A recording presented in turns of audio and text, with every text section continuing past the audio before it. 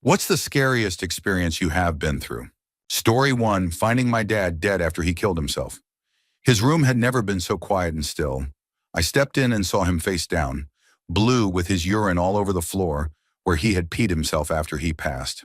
I was in complete shock, and I will never forget touching him to try to wake him up and the feeling of recognition finally setting in. Even though I had known as soon as I stepped in the room that he was gone, my mind refused to let me accept it was true until I felt him and tried to shake him awake. Feeling his stillness was the most terrifying moment of my life, and I do not remember much after that. It clicks in your head that this person is gone. They are never coming back. And then the guilt and pain come rushing in. The days leading up to his suicide were filled with fear and anxiety because I knew deep down that it was coming one day, and there was nothing I could do to stop it. That feeling of hopelessness is hard to put into words. Second scariest experience of my life was the time my dad tried to end his life by stabbing himself in the head, overdosing, and tying a gun to his hand before firing twice. The special response team ended up coming to stop him, and the bullets shot out the window and missed by centimeters. I will never forget falling to my knees outside and covering my ears because I was terrified of hearing him die. I heard the gunshots anyway and thought he was gone. I ended up having to clean up all of the blood left behind. I was terrified of him being mad at me for putting him in a psychiatric hospital. At that point, he had made comments about ending all of us and then himself a few months prior, so that night I genuinely thought I was going to lose my life. Story 2. When I was 10 years old, I was abducted while my family and I were camping at a state lake. My parents had to run some errands, so all of us kids were left with one of our aunts. I went to a creek next to where our camper was to go fishing, probably about 75 yards or so. I had forgotten my bait and did not want to go back for it. Lucky for me, a man was there, so I asked him for some worms. He said they were in his car just around the corner. He guided me there, and that was when it happened. I was gagged and taken to a different part of the park grounds. What happened next, as one could imagine, are the things my nightmares were made of for countless years to come. I am 33 now and still recall with vivid details the things that were done. Thankfully, I was found within about 2 hours of my abduction. Unlucky for him, it was my father who found us first. The man somehow managed to escape my father's rage and flee. He was apprehended by state troopers and local police about 30 minutes later. Cue all the legal shenanigans and sentencing, he was a repeat offender and still only received 12 years in prison. My family kept tabs on him while he was in custody and were notified of his release. The second scariest thing was the day he was released. My heart dropped. He has long been a fragment of the past, and I learned to not live in fear over that any longer. Story 3, I was dating this guy for about 2 months. It was just another Friday night. I ordered a pizza and went in his bedroom to watch television while I waited for it. He was on his laptop in the dining area. He started acting odd. He kept saying that he wanted to cage fight my ex-husband, whom he had never met. I remember getting and paying for the pizza. Then he asked me, "What did you do that for?" I had no idea what he was talking about. He proceeded to attack me. He pinned me to the ground and was choking me. Well, I was sure he was going to end my life. I managed to reach up and between his legs and grab and twist his groin as hard as I could. He rolled me over and bit my shoulder, then let me go. I still have the scar. I ran to his bedroom looking for my phone. I was in a panic and did not realize I could call the emergency line with his phone. This was back before most phones had screen locks. I made the mistake of telling him I was calling the emergency line, but I had not found my phone yet. He struggled with me, then stopped and went into his closet. I managed to find my phone at this point, but did not get the chance to call. He came out with a gun, my ex-husband's gun that he had stolen from my house. He struggled with me on his bed. I thought for sure I was gone. He abruptly got up again and stood at the foot of the bed. 1 second he was standing there, the next he was gone. Apparently I totally blacked out the part where he shot himself in the head. I finally managed to call the emergency line, but I did not know his address. The officers finally showed up, but he was gone by then. He was a bodybuilder. Turns out he bought illegal steroids off the internet. The presumption was he either took too many or had a bad reaction that caused him to flip out. I have not thought about that whole incident for a long time. This happened 14 years ago, and retelling it has had an effect I did not know was still there. Story 4, I was 17. Was coming home from my girlfriend at the time's house around 3 or 4 in the morning. I live in an apartment and would regularly jump my backyard fence, climb up to the second floor and come down the stairs to climb through my window on the first floor. I get to the fence, hear a car screeching its tires. I get to the top of the fence, and as I turn my back to land, I hear footsteps running towards where I am. I am caught off guard because no one should be back here at this time. I land and turn around to see who it is. It is a neighbor who lives in the building, a 32-year-old gangster cholo and frequent drug user. I felt relief because we were on decent terms and he knew who I was growing up. But he has an Uzi in his hand. He half points it at me, shaking as he does so. I nearly lose it, but he lowers it, realizing who I am as I say, "What is up?" He was obviously on drugs. Meth was his poison, and I could tell by the way he was talking. He asked me to hold the gun so he could take a piss, pushing it into my chest as he did so. I could feel him shaking from adrenaline and drugs. I look and it is just cold, hard steel in the shape of a gun. It looked like danger. I felt like I did not have a choice. I was stuck for a second, but I managed to take a step back, raise my hands and say, "Nah, bro, I cannot." He says it's all good. Use your shirt to hold it just real quick so he can go. I repeat, "Nah, I cannot." Put it on the floor and do what you gotta do. I will keep watch. He proceeds to take a piss, turning my way every other second because his loaded gun is on the floor between us. I look the other way, try not to make him any more nervous. Look into the sky and hear a helicopter approaching. It is low and its searchlight is scanning the area. I tell him, "Yo, I gotta go." He asks if I have keys to the backyard door. I nervously pull them out and say, "Yeah, I do. Let's go though."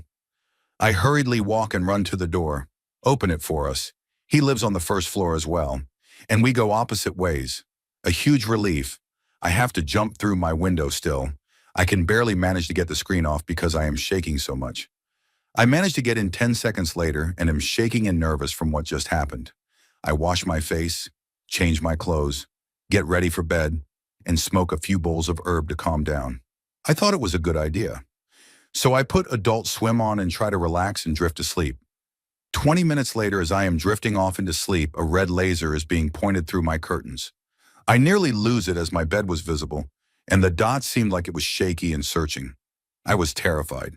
My only thought was he went and got more high, thought about what happened and decided I saw too much. I am literally hugging my wall, standing on my bed, trying to avoid the laser beam. I thought I was done. Then the light shuts off and flicks on and off a couple times. And I notice the angle is not floor level. It is coming in from the second floor. A neighbor girl I used to talk to had 2 younger sisters, and their window was across from mine, but on the second floor. They were shining a laser in my room. Most likely they saw me jumping into my room and decided it was a good idea that night to shine a laser beam into my room. I was upset and called her and sent her a few texts blowing up about them, shining a laser into my room that late at night. She understood without me having to explain, and they stopped immediately. But damn the thoughts that were running through my head. I did not know whether to laugh or to cry about the situation. Story 5. My mother tried to kill me. I was 17 and am currently no contact with her. I was kicked out at 14, and we have had a really unstable relationship since I was about 10. We were arguing over food, and she was already mad about her boyfriend going on holiday with his friend. She took my phone from my hands and put it in her room upstairs. I asked for my phone back multiple times as I had bought it myself and paid for everything to do with it. She kept refusing and told her boyfriend to not give me my phone back. I sat at the top of the stairs and said, "I am not moving till I get my phone back." She shoved me backwards and put her forearm on my throat with her whole weight behind it. My mother is not a light woman, weighing in at around 300 pounds at 5'2". I can still remember her whispering in my ear that she could end me and get away with it. My vision started going black at the edges and I genuinely thought I was going to die. Pushing her off did not work and I was starting to lose consciousness, so I tried to punch her. It was a feeble slap against her side, but it was enough. She threw me down the stairs and said I was attacking her. She grabbed my throat with her nails and shoved me towards the living room. The next 2 hours were filled with her telling me how much she hated me and wished she had gotten an abortion. I was punched multiple times and told that I would never be believed, that her boyfriend and his best mate would vouch for her and say I attacked her and she acted in self-defense. I cried myself to sleep, and I am shaking as I write this now. Choking someone is the most unforgivable of domestic violence and is a direct precursor to murder. Story 6, I was a junior in high school, and a recent transfer student who got expelled at another school started shooting in the commons. Everyone hangs out in the commons before school, so it was super crowded and dangerous. I remember hearing the first shot and thought a table collapsed. No one even batted an eye. My orchestra teacher came out of his office and was immediately suspicious and said, "You guys, what was that?" Then a few seconds later, the second bang. We knew then what was happening. I happened to be in the orchestra room right next to the commons, and we had an exit that led to the parking lot. But in school, they teach you whenever there is an emergency to hide in a corner. I remember trying to hide in a practice room, but it was locked. Then my friends and I ducked under a piano, and students started swarming in the room from the commons. At that point, our orchestra teacher said, "Go," and had us run out the exit instead. It was a brave decision he made, and running to our cars was the longest run of my life. I remember ducking as I ran because I thought there might be other shooters aiming for us runners.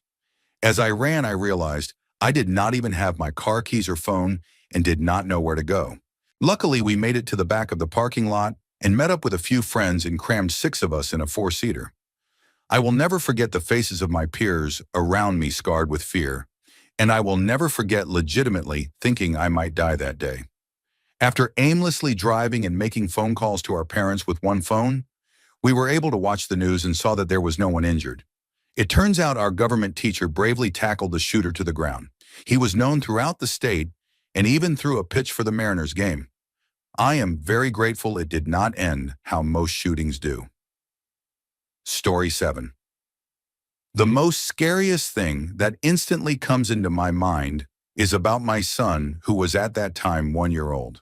He was lying and sleeping on the couch next to me, and his mother was sleeping too at his feet. For some reason, I had a bad feeling, and as I touched his forehead, it was ice cold, even though he was sweating cold sweat. In the moment I realized that this was going to be serious, he had an epileptic cramp, usually that from my brother who has heavy epilepsy, but at this time it caught me off guard. All my logic and my brain in general were in panic mode. I grabbed him, holding him close to me, waking his mother up, and we both were in a state of fear and panic we had never experienced before. As he cramped up, I tried to call the ambulance, and for some reason between all the crying and stuttering, I could give them the proper details. After I hung up, he cramped so hard that he got all stiff-looking with big dead eyes to the ceiling, and in the next moment his body relaxed. I mean, not relaxed, but became like jelly. He was unconscious, but we thought he had died at that moment as there were no life signs whatsoever. Eyes closed, and I had a hard time holding him as his body was like running out of my arms. I really hope to never have such a moment again in my life. Story 8. My first tire blowout I ever had was on a 6-hour road trip, and I was driving alone. I was jamming some tunes and singing along, driving down a country 2-lane highway, 2 lanes going both ways, separated by grass. So the tire blows and I begin losing control of the vehicle at almost 100 miles per hour. I am 16 and instant panic sets in. I grip the wheel tight and try to get my car into the grass so I do not hit anyone else. But of course, I really just turned the wheel too hard. So now I am in a full tailspin, going in circles, and in one of the rotations I noticed that I almost hit a sign in the middle of the grass, but narrowly missed. Before I could even care about the sign, I spin again and see a huge 18-wheel truck heading directly towards me. So I was nearing the opposite heading highway lanes. I am so afraid in this moment that I could not even hear my radio anymore. I knew I was going to die violently and alone. But at seemingly the last moment, I give one last ditch correction of the wheel, and in fast and furious fashion, the vehicle sort of straightens out. So I end up parked facing the wrong direction, maybe a foot from the highway. I could not believe I saved my own life. I more so could not believe I never screamed or made an audible sound during the fiasco. Just silence and determination to survive. I am 22 now, and since that day I have not had a single fear of death, because I know not much will ever be as worse as the fate I almost suffered. Story 9. I have been in life-threatening situations multiple times. Had a cop draw his gun on me when I got pulled over. A bunch of stuff, really. The one thing that was the scariest does not really sound that terrible, but it is something I think about way more. I am a smaller white dude, 5'6" and maybe 120 pounds at the time. I was with my fiancée at the time, now wife, and she is an immigrant from Colombia, easily recognizable as an interracial couple. Sometimes we would get people staring at us, but in my head, I always thought it was because I have a big handlebar mustache. She was bald for a while. We lived in the San Francisco Bay Area, so I never really thought it was weird looks because of interracial relationships. We went to a small grocery store and this guy walked in behind us. I noticed just a bald white dude, mid-40s and a bunch of rough tattoos. This was not the nicest part of the Bay Area, but definitely not the worst, so I really did not pay any mind to it. As we were shopping, I noticed he was around us a lot. Started to make me feel weird, but not like we were in danger. We get into line to check out, and he comes right behind us. He gets close enough to me that I swear I could feel his breath on my neck.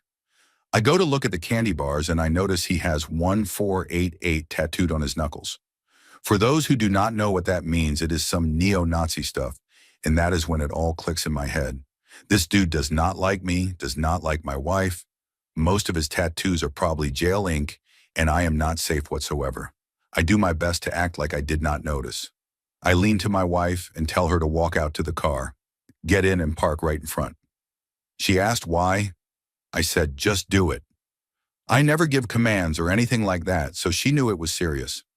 I quickly paid and ran out to the car. I drove back roads and multiple turns I did not need to take just to make sure he did not somehow follow us home. I might have been totally safe the entire time.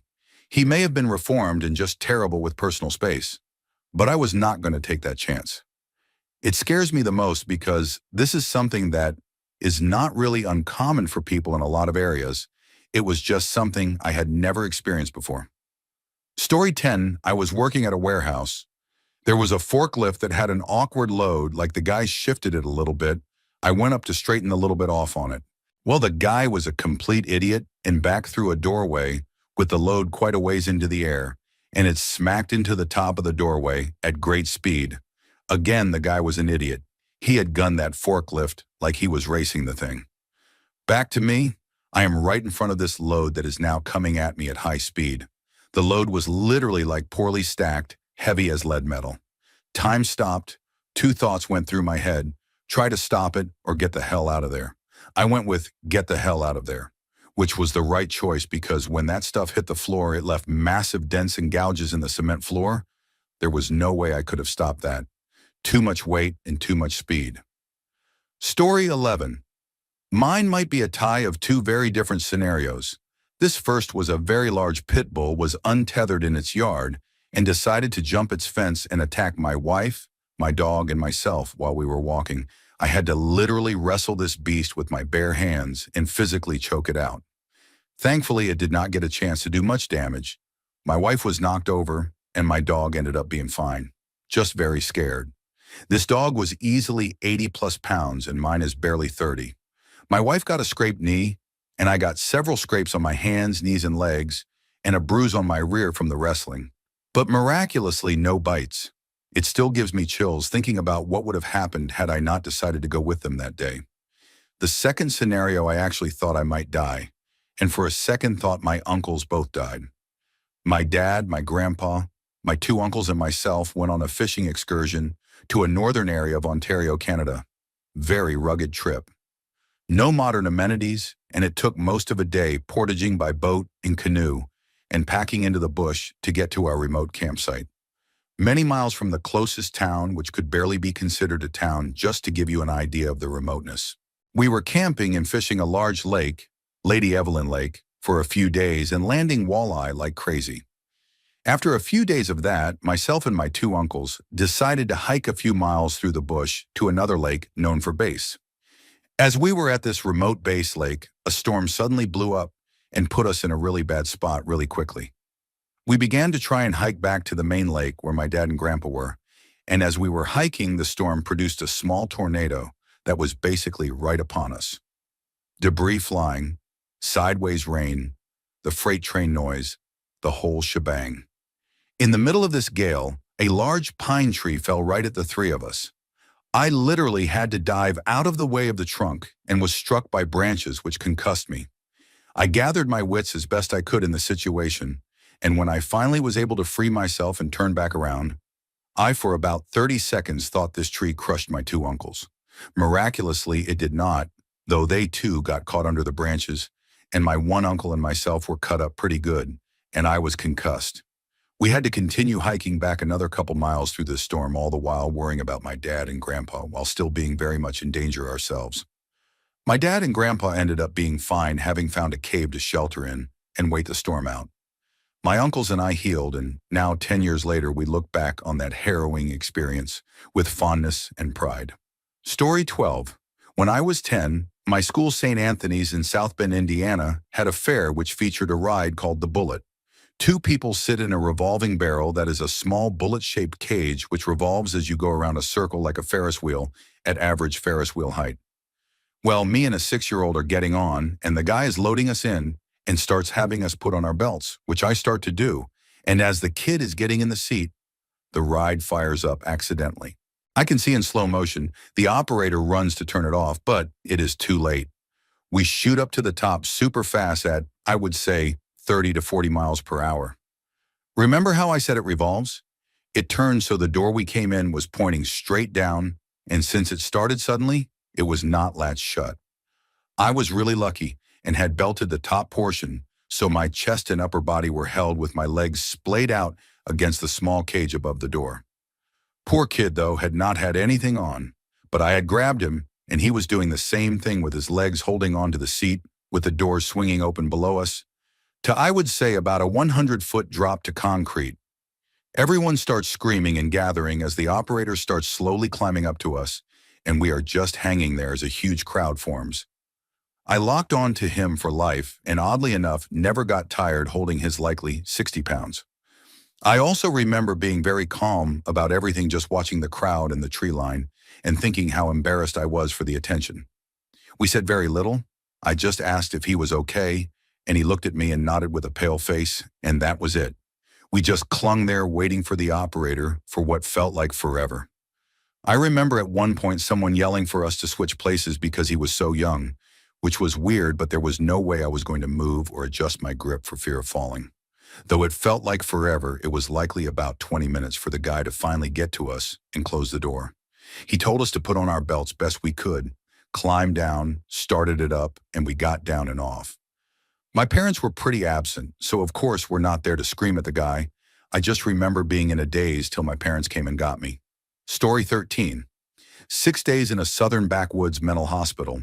All I remember from the first night was waking up in the back of a car with metal caging that separated the front from the back of the car. We were parked in an empty parking lot and the car was empty. When I tried the doors, they were locked with child lock, so I could not get out. The car was still running, and I looked at the clock. It was 2 a.m.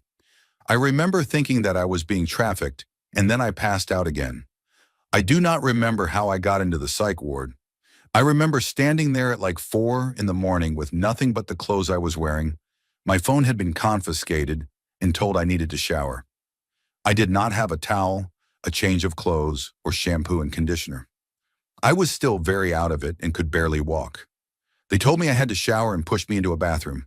I could not stand, so I ended up sitting on the floor and used hand soap to wash myself. Afterwards, because I had no towel, I had to put my clothes back on, still soaking wet, and I combed through my hair with my fingers. Over the course of 6 days, I lost over 10 pounds. After I got out, I was told that they refused to tell my fiancé and my parents where they took me for over 3 days, and that I had been transported 3 hours away. They would not tell me where I was either. They refused to discharge me, saying I needed to be monitored, despite me being compliant with treatment, attending the group therapy sessions. And by that I mean we came together in a group format and did absolutely nothing or ridiculous things like draw faces that represented how we felt and shared with the group, and saying absolutely nothing of concern. I watched over 30 movies over the course of 6 days, was denied personal therapy, told that if I wanted to be discharged, that I needed to identify the root cause of my problems and solve it as if I could just snap my fingers and all my problems would be solved.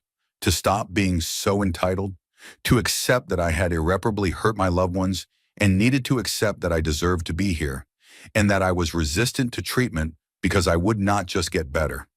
I was on the same floor as some seriously mentally ill patients, including one older man who spontaneously got naked and got off on showing everyone his junk, another who thought God was talking to him and he needed to constantly and physically fight off demons that no one else could see, an older lady who probably had dementia and would constantly talk nonsense and fake seizures, as in talk 8+ hours a day, even if she was not talking to someone, and a female to male transgender who constantly got enraged because staff refused to call him Frank and would steal girls' underwear. One time I saw 6 staff members physically tackle him to the ground because he was belligerent and screaming racist obscenities, and forcibly drug him until he was unconscious and carry him back to his room. These people obviously needed help, but I had only overdosed and was nowhere near this level of mentally ill or handicap, and the type of help I needed was very different from the type of help they needed. They told me to get comfortable because I was not getting out anytime soon. If I had not had parents and a fiance dedicated to getting me out, I would have been there a lot longer. They basically waged a war to get me out. I still have nightmares about that place. Story 14. Heavy hallucinatory hospital prescribed drugs. I knew I was on my deathbed. Lasted a week. I woke up. I was in the intensive care unit. I thought the room was an elevator going down into a secret experimental lab where they would torture me, unable to move or talk much, in and out of consciousness. I awoke once to a pitch black area, blood all over the floor, with a single light dangling reflected it, and I knew what it was. Next thing I see, I am in the forest, in my bed, looking around, switched back to that room. Burning bodies walked everywhere and turned over beds were burning. A burning, rotting, zombie-looking guy stood over me, his face burning away. I wake up back in the facility. I thought it was a secret lab anyway, and slowly I regained awareness of what was actually going on. I was just in an intensive care unit, dying, had a hemorrhage, thought I was going to die. Felt the worst pain ever as they forced pressure on it. Few weeks later, I'm in the normal ward. I had a stroke mid-operation, which originally took 14 hours. A family member one, which was of abusive nature, argued with my dad in the hospital, but I thought nothing of it. It was crazy as was. But that was 4 years ago, and it does not really bother me. But I have had so many near-death experiences that when I put my head on the road and saw a car tire drive at me, I was ready. But it swerved. My life is messed up. But I got therapy and I have never felt better. My entire life is terrifying because there is so much more. But that is about it. Story 15. Probably the time I nearly died from Kawasaki disease. I vividly remember first coming down with it too. It was Matt Smith's first full episode as the doctor. My best friend at the time was staying over. I could not concentrate on it due to feeling absolutely horrible, but I carried on as it was something I had been waiting for ages. We watched the episode and went upstairs to bed. As we were getting ready, I started to feel really weak and was incredibly itchy, like I could not stop, not for a second. I somehow managed to get some sleep, but woke up red raw and with a pinprick rash covering the entirety of my body. I still felt rubbish. We went for breakfast, but I had to come home early due to how ill I was feeling. Now at the time, I was living on a military base as my stepdad was in the Navy. The base did not have a doctor as such, but rather a medical center. It was run entirely by military medical staff. We booked an emergency appointment. I was seen by a lovely member of staff. She said it looked like I had scarlet fever, but was not too sure. She sent me home to await a second opinion. Several days passed and we went back to the center as I was feeling worse. She looked me over again and immediately called me an ambulance. We had about 10 minutes to gather a few changes of clothes and toothbrushes. So me and my mom set off on a 3-hour journey to the nearest hospital. This sounds like a long time, and it was really, but it was semi-understandable. See, this was in Cyprus, not the United Kingdom. So long journeys to the hospital were normal, not to mention it was not an ambulance but rather a taxi. Again, a common thing. So we arrive, I get checked over and admitted to the children's ward. The nurses spoke very little English, so a lot of communication was done via hand gestures and, for lack of a better description, charades. I spent a few days here while we awaited a free appointment with a doctor. Of course, at this stage, they were thinking it was scarlet fever still. When a doctor saw me, he said it was either scarlet fever or Kawasaki disease. To determine what it was, a few tests needed to be done. The determining one was a heart scan. They tested my heart rate and it was maxing out the machine, 250 beats per minute. They scanned my heart and immediately sent me down to the intensive care unit where I was hooked up to several intravenous lines, heart rate monitors, and a heart machine. I forget the name, but I had pads stuck to my body. While this was all happening, my skin and blood felt like they were on fire. My heart was getting ready to jump out of my chest, and my doctor barely speaks. He spoke English very well, but he communicated more through actions than words. So instead of asking me to roll over, he would just pick me up and roll me. I was not a skinny child, and I was about 5'6" at this stage, so he was a very strong doctor. The next day, the doctor returns and says we are awaiting some special medicine from the United States, immunoglobulin, each bag costing around $40,000. Thankfully, due to being a military family, we were covered by the National Health Service, but this made my mom's blood run cold. I ended up needing 10 bags of the stuff, so I can safely say if we were not covered by the National Health Service, I would not be here. Anyways, once it arrived, I began my treatment of chemo, and as I later found out, another day without this medicine, and I would be dead. Every 2 hours, I had to have my blood pressure tested and my blood taken. The medicine was causing my skin to peel and my hair to fall out. My tongue was burned, giving me something called a strawberry tongue. My skin was still covered in a rash, and my blood felt like it was boiling. Eventually, I was sleeping through my tests and was finally ignoring the several people who died around me, and the man across the ward shouting for the nurses constantly. It had been about a week so far, and I had not eaten a single thing because of my tongue. I asked for some chicken soup. Here is where translation breaks down. The nurses brought me hot water with pasta in it. I tried some, and it was quite literally that, hot pasta water. We explained chicken soup. They brought me the same thing, but with a full rotisserie chicken next to it. Any other time I would have been thrilled to eat a full chicken to myself, but not this time. Our family liaison arrived during this time. We'll explain later on who was actually Greek Cypriot, so spoke Greek. She managed to explain what I wanted. They brought me back blended chicken, honestly felt and tasted like wallpaper paste. I ate what I could as I felt like I had already caused enough trouble. The next time, our family liaison brought us instant soup. After my course of medicine in the intensive care unit, I went back to the children's ward where I had the same test done. This was about 1.5 weeks after my first admittance. I could not walk in this time, but as I was getting better, I eventually could at least put my feet on the floor as my skin was starting to grow back. I was still exhibiting all of the same symptoms though. Our liaison was our only visitor during all this time until my stepdad came. The reason we had a family liaison officer was because my mom and stepdad were in the process of divorce. The family's officer, different to the liaison, came to visit several times so we could make arrangements to leave our house in the country. As because my mom and I were not military, we did not belong on the base. They at least waited to evict us once I was discharged though. Anyways, I was getting better, still incredibly weak and frail though. I could walk finally, but was only allowed out of my room with a nurse escort. I was also still hooked up to a drip, so needed to take that with me. I managed to make it to the end of the hallway, a whole 10 feet before I was exhausted.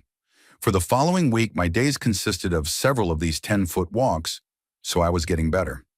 Eventually, they took me off my drip. I was managing to get down the stairs and eventually get outside the hospital into the smog-ridden city. I could make it to a local sandwich shop by now, who made the best sandwiches you have ever tasted, though I do not know if this is because I had lived off lasagna for the past week or so. Once I could make a predetermined journey unaided, I was ready to go home. The fateful morning came. I was going home. A family friend picked us up, who ended up speeding on the way home, subsequently getting pulled over, and I had to act ill again, as the driver's story was that he was taking me to hospital. It worked. When we got back home, we were greeted to moldy food everywhere and a tip of a house. As, do not forget, we had left in a massive hurry. I spent my last night in my house before we were evicted to a halfway house the next morning. I spent the final 2 weeks in Cyprus recovering, my best friend at my side. Once it was time to leave, I was not allowed to help with the furniture or anything, apart from not having the strength. Doctor's orders were that I was not allowed to lift anything heavier than a couple kilos. Me and my friend hugged and cried our eyes out. I waved goodbye and we were on our way to the airport. I settled into our new home back in England, but was not allowed back to school for months due to my recovery. When I was allowed back to school, I was banned from sports or anything strenuous. This disease has affected my life in more ways than I can imagine. It will always be a part of me and I will never shake it, but that is fine by me. It is a reminder of me winning and beating something that nearly killed me. I hope it is not too long a read or boring. I tried my best to slim it down. Story 16. So back when I was still heavily addicted to heroin and cocaine, I had just successfully completed a Target boost and got like $180. I eagerly go straight to the block and cop out, mostly dope, probably 5 bags of coke. I used to shoot up both, so I went to the center and needle exchange, where they let us shoot up safely in the bathroom. While in the bathroom, there were 2 other guys there doing their thing. I offered them a bag each because I had it, and everybody was usually struggling, and that is the kind of person I am even in addiction. As time goes by, I noticed them communicating in Spanish, and one guy in particular kept looking at where I had my stash stashed, so I laugh and switch my sack to one of my inside pockets. Did I mention I am in the hood? Yes, Bronx, New York. So this keeps getting uncomfortably close to me, and I call him out on it, and he gets offended and denies his scheming, and I promptly peace up out of there. So I am waiting in the lobby trying to leave, and now there are about 5 guys outside waiting for me, and I alert the staff, and these people try to tell me that I am paranoid. I guess because I am high. I wait around for like 45 minutes, and eventually the coast seems clear, so I call my baby mother and tell her the situation, and I leave on my way. Eventually, I run into my friend, Spanish guy, and I tell him what just happened. He is like, do not worry about it, I am good next time I see them. Point them out, blah, blah, blah. I am like, all right, whatever. He tells me to come to his house to get high instead. So I agree. Long story short, when we get there, it is in the Spanish projects. Great. I am black, by the way. So when we get inside, there are 2 guys sitting at a table. I greet them and sit down. Guess who comes strolling out the back? Homeboy, who I swear was trying to rob me earlier. Now I am extremely uncomfortable. But the situation is such where I cannot get up and leave or run out, because then I fear that would trigger an animalistic chase response, if you know what I mean. So I play it cool. I offer everybody a bag of dope. I load up my dope and coke in a speedball shot. Now I am trying to find a vein in my hand or arm to shoot up, and the guy I came with is insisting I let him shoot it for me in my neck. I have never done that before at that point, and I knew that was a whole different ballgame. An instant, intense rush, and I would most likely pass out or be incapacitated. I kept declining, and finally he agreed to shoot my hand. He misses the shot, and my hand blows up thankfully, so I do not feel anything. I tell him he missed, and I do not feel anything, and he keeps asking me if I am sure. At that point, I casually pick up my razor that I keep in my kit and just hold it in my hand. After a few awkward minutes, I stand up and I am like, I know what you all are trying to do. I am not stupid, and once again I am hit with the, you are paranoid, bro.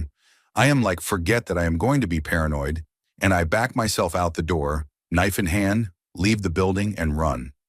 I think about that day all the time, and how badly it could have gone.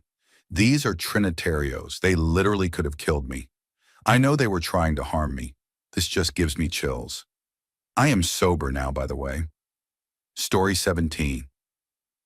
It is not the worst thing out there, but it was rough for me. When I, 33 female, was about 6 to 7, I could hear my parents fighting, which was not new, but it was more intense from my dad's side this time. He was extremely jealous, controlling, and was constantly accusing my mom of cheating on him. He was cheated on in his first marriage. After that, assumed all women are unfaithful and must be controlled and corrected by their men. Severely religious also. Anyway, this fight was bad. He threw a chair into a wall and was screaming sexist slurs at her. She was crying on the couch, and I asked her if she was okay and what was going on. She just told me to go back to my room. I did, and after a few minutes, she burst in my room, grabbed me, and told me to run. We ran to her Jeep, which had a glass sunroof. When we got in, she drove to the end of our driveway where my dad jumped in the back of the Jeep and busted the sunroof in with a hammer. I remember looking up right before he swung and seeing the pure rage and hatred in his face. That was the man I called Daddy, cuddled on the couch with. Let me sit on his shoulders when I did not feel like walking Daddy. My mom and I got away and ran to a bar across the street where she called the police and he went to jail. I still remember her and my aunt picking glass out of my hair. Unfortunately, my mom's family convinced my mom to get back with him after he got out of jail because God does not approve of divorce. It is your duty as a wife to fix this, etc. When I hear men yelling out of anger now, I completely panic and cry uncontrollably. Finally getting help this year though. Story 18. When I was a boy, 12 years old give or take, I nearly drowned in corn. My best friend lived on a dairy farm. I hung out on that farm all the time. One fateful day, my friend, his brother and I took on the task of assisting with the unloading of a dump truck full of kernel corn. The corn was meant to be dumped into an auger system that takes the corn into a grain dryer. I should preface this with the fact that even though my best friend and I were the same age, he was given unprecedented access to the farm's equipment. He was driving and operating the dump truck. There was no adult supervision. So I am sure you all have noticed the relatively small hatch on the rear end of a typical dump truck. The idea here was the truck is lined up with the auger built into the ground, then the small hatch is opened and the truck bed is lifted to allow gravity to do its thing. In order to give gravity a hand, my buddy lifts the bed of the truck to max height and angle. Then the three of us climbed up to the top and we basically just walked in place to facilitate the flow of corn kernels. I am a little fuzzy on how exactly I lost my grip on the dump truck, but I did, and I was washed right down to the bottom of the truck. A wave of corn followed down, and I was enveloped immediately. The pressure of the layer of corn on top of me was frightening, but when my friend's brother decided to let go and slide down to try and dig me out, that is when frightening became more like intense fear. When brother got to the bottom, he brought with him another avalanche of kernels. At this point, I am trapped under a great deal of corn. My mouth, nose, and ears are full of corn, and the pressure I am feeling over my entire contorted body was crushing. I felt the life being squeezed from me. I could not move. I could not breathe. I was actively being killed meanwhile. The truck is still emptying, and I am being drawn toward the hatch. I have never been more afraid before or since. Now, while the brother was busy bearing me, my dear friend had another idea. He jumped from the top of that fully extended dump truck to the ground and swiftly lowered the bed, as swiftly as dump truck beds lower, that is. When he jumped, he sprained his ankle pretty badly, but that did not stop him from climbing back in and digging me out in the nick of time. The two of them reached me and dragged me to the surface, at which point I am gasping for air and choking on corn. This corn was not for human consumption, but I do not eat corn to this day, cannot stand the stuff. I do not think I will ever be a diver either, as I suffer from crippling claustrophobia as well as a direct result of that incident. I wish I could convey how it felt to be slowly crushed to death, to have the air squeezed from my lungs, but I cannot think of adequate words. You cannot call for help from the depths. The corn just fills your mouth. You know what? I am done with this story. Story 19. My mother called me a whore and a slut my entire childhood and early teens up to the age of 16, which is the age when this happened. My mom would tell me every day if I ever got pregnant before I got married, she would never speak to me again. So I did what she said I should not do to get away from her. I got pregnant by my boyfriend at the time, who she disliked as much as me, her own daughter. She then kicked me out of the house and I was allowed to move in with my boyfriend by his mother. For 11 months, December 2016 to November 2017, I was terrified of this woman who I have to, unfortunately, call my mother. She called the police on my ex's mom, claiming she had kidnapped me and was keeping me locked in their house. The police made me tell them about all the abuse I had to endure for 16 years, more than I can recall. It got to a point where I had no emotions anymore, recalling all of the things that happened. It took 11 months for my case to finally go to court to decide on who I would legally live with. During these awful months, I had no health care, no insurance, nothing. My mother had told me she burned all my stuff, so I had literally nothing but a bag of clothes my ex's mom had bought me. No school supplies or books. My ex's mom paid for all of my needs. School and the abortion I so badly needed. So when we were finally in court, I had to face my mother again. After 11 months of constant fear, my depression and anxiety being worse than ever, crying myself to sleep the little that I could a night because I was so scared my mom would show up in the middle of the night and scream at me, it was decided. My ex's mom became my foster mom until I was 18, and everything turned out okay. I now live happily with my dad, who was kept far away from me my entire life for reasons unknown, and we are the best of friends. Story 20. This week, 10 years ago, I was in a car accident with my brother. Huge lifted pickup truck smashing into a little Ford Focus. From my point of view in the front passenger seat, the truck T-boned my side, but the pictures of the car, it looks more like a head-on collision. Witnesses say we spun about 4 to 5 times. Now, I am not super religious or anything, so this next part might be a bit controversial to some, but this is how I remember it. In that time of spinning, I remember having a conversation with my grandfather that had passed the year before. He had told me he was there to guide me to the afterlife. I had just started high school and was finally happy for once, and I cried to him that I was not ready. He told me it was okay and that he would be there waiting for me later. I had woken up soon after that. I am guessing the car had stopped spinning for a moment. My brother was in the driver's seat screaming about his leg.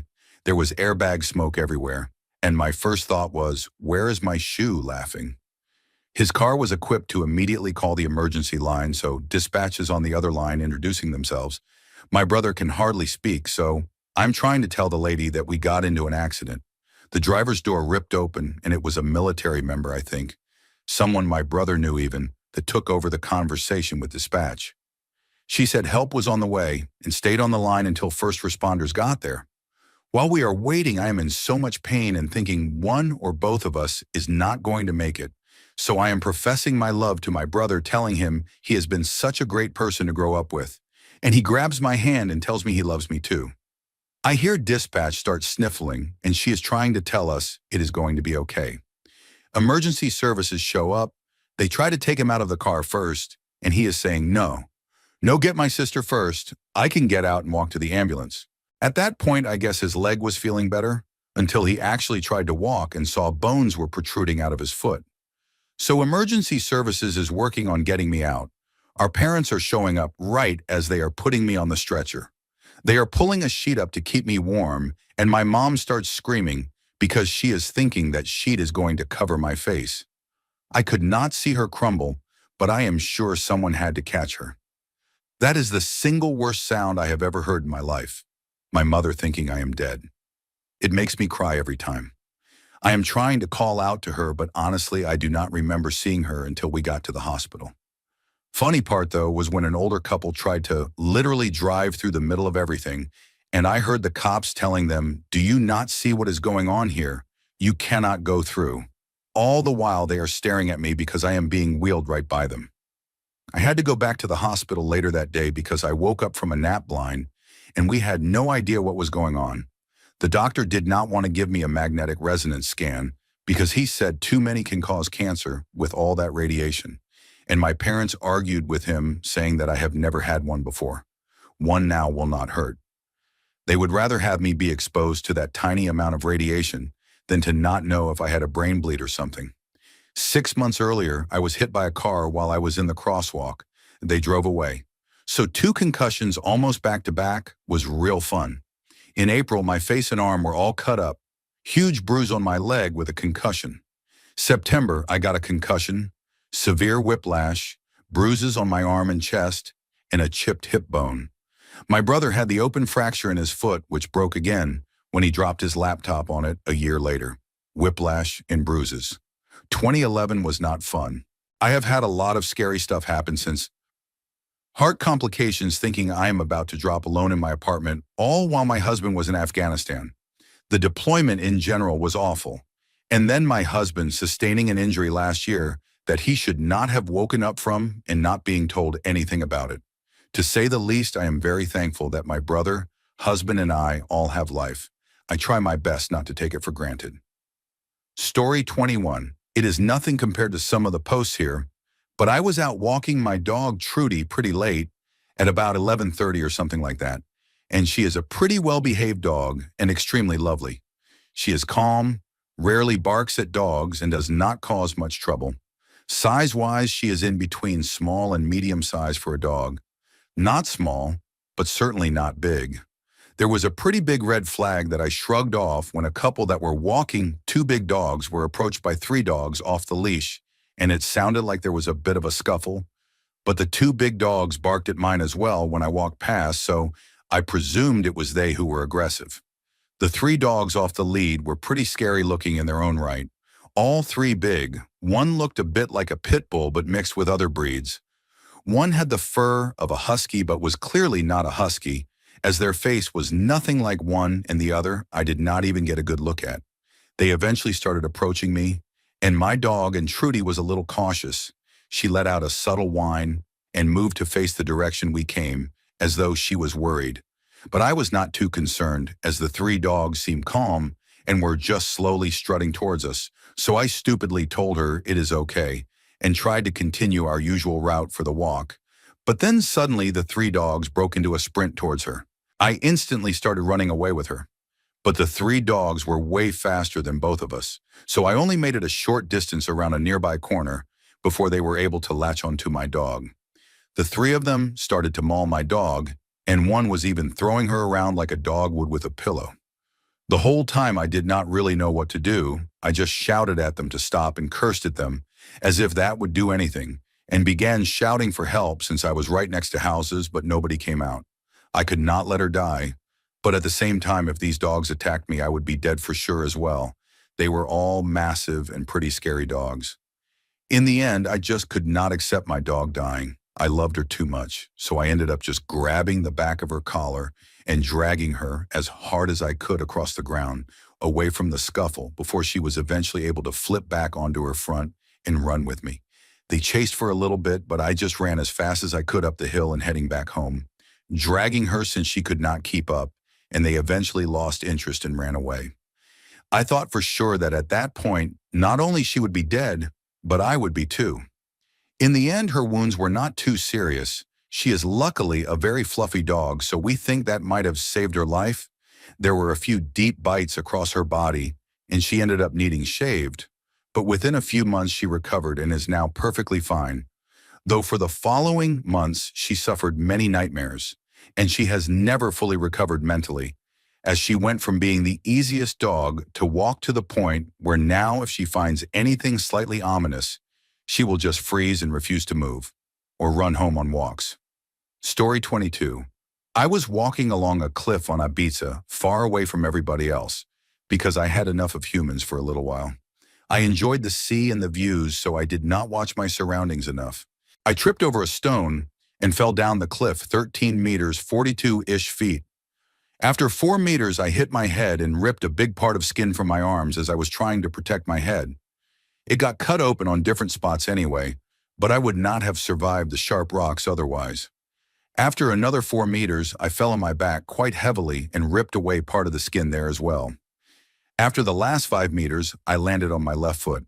3 spiky stones, washed spiky by the sea next to it, pierced through my feet, leaving my metatarsal bones shattered in more than 50 pieces. I black out. When I woke back up, there was blood all over the place, and it felt like I bled everywhere. I knew I had to get up to survive. My cell phone was broken, and my wallet with my passport and everything was gone. I dragged myself to the water 1 to 2 meters, where I luckily found my wallet. I saw a cottage with stairs chiseled down to the sea, about 400 meters, 1,300 feet, and I swam there.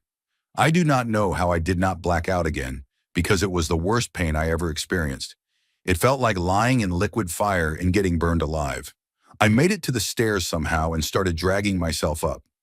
Still on the ground, I knocked on the doors for a couple of minutes. I did not have much of a sense of time during this part of the story, so I cannot really tell how long I was doing something particularly. Nobody opened, so I dragged my way back through the forest I came from.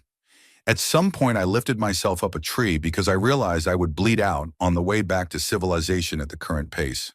My left foot was useless, so not much of use. but I still could use some parts of my heel, so I limped back to nearest street. The moment I entered the street, I collapsed and blacked out again.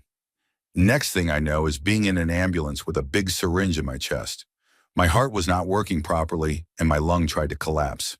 They said I needed blood urgently and asked for my blood type. I had no idea. Meanwhile, the other guy closed up the holes in my left foot. In the hospital, I immediately got into operation because I had ribs shoved into my lung and they needed to pull them back out.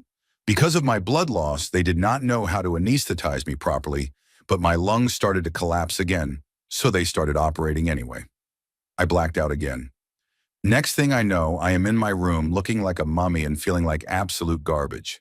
Doctor comes and says I need to stay minimum 2 weeks for checking. I said no, it is my 18th birthday tomorrow I leave. And I really left. Now, years later, I could scold my younger self for leaving the hospital because my body's really damaged now. And that is just because I was a young fool at that time. But yeah, I survived, but I was really scared during that event. Story 23, probably having my intimate photos sent to multiple family members of the guy I dated back when I was 16. I broke up with him in 2016, and 2 years later, he decided to contact some of my family members and send them my photos from back when I was 16. It was terrifying, especially in a community like the one I live in. The word got out quickly. Multiple family members contacted my parents to know what happened. I was terrified. That is all I remember. 5 days of mind games and torture by him, of course. He asked for money, and I was broke back then.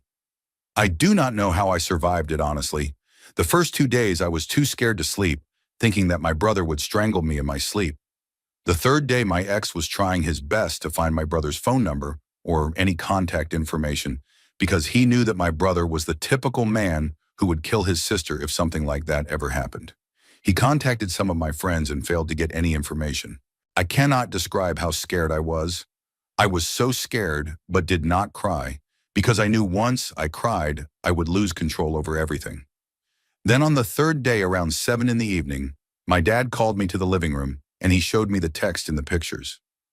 I do not think I have ever felt the way I felt when he talked to me. I was mentally preparing for my death, or getting beaten up, of course. I am still grateful for the way my dad handled things. I mean, he still yelled at me and stopped talking to me for months, but at least he did not hit me. After that, I just felt like pure misery. I was numb for 5 days. And on top of that, I had to attend university and pretend like everything was fine. I remember on the second day, someone from my family who I was in a fight with contacted me, shamed me, then told me everyone in your university knows about what happened and saw the pictures. The third day I went to university and everyone was staring at me. Now that I think about it, I do not think they were staring more than the usual. I was just paranoid. It made me sick. What affects me the most is that I was too scared to fall asleep. Every time I heard my brother's footsteps, I prepared myself to die. My mom would be crying 24/7, telling me how I disappointed them. My sisters cutting me off and calling me names. I felt too sick to eat, too anxious, too scared, too exhausted. All of that while I was trying to reason with this guy and find a way to survive this. On the fourth day around midnight, I went and sat down on my bathroom floor, exhausted, too scared to cry and fall apart. I grabbed the razor and stared at it for too long. I had one thought in my mind, and it was not even out of sadness. It was out of pure horror, as a way to protect myself from getting slaughtered, shot, burned alive. Because I knew so well that if my brother ever found out, it would be the end of me and no one can stop him. I still know that. On the 5th day, one of my friends managed to reason with him, and suddenly out of nowhere it was over. All of it. I still do not know how and why. My God, I was even more terrified when it was over. I remember going home, entering my room, and just completely breaking down. I cried so hard. I cried like I just lost someone. I finally fell apart. My mom heard me crying. She came over and hugged me. I hugged her and cried so hard I sobbed for a long time. I told her how sorry I was, and she told me how sorry she was. I felt relieved. After that, I just slept. I do not think I ever went back to my old sleeping habits. For a long time, I slept in a half-awake, half-asleep way. My mind was always awake and aware of what was happening, just in case my brother decided to kill me in my sleep. It took me so long to get over it, years. And even now, writing this, I feel like falling apart.